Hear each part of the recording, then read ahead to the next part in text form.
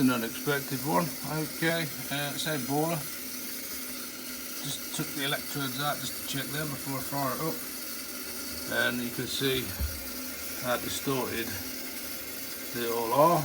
So this should be causing it, it wouldn't light. I'm amazed if it lit, but also it could cause explosive ignition, because the original, that's what it's supposed to look like. That's a new one, so I'm going to put on. But they do get distorted. It's always worth checking these. Annual service, maybe replacing them. And I'll just simulate what actually happens, if you just bear with me. If you turn the gas off, to the boiler, take the electrodes out, run it for a start,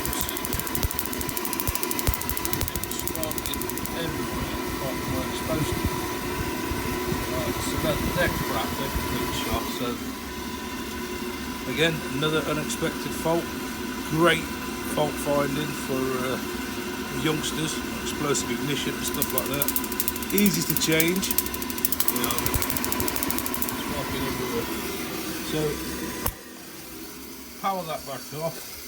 Do this by the, obviously you turn the gas off when you do this as well. You don't want any gas flying through there where you've got sparks going there.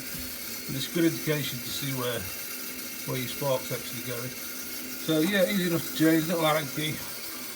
So I think it's 3mm, I think. It's exactly the same with the flame detection electrodes, worth checking them as well.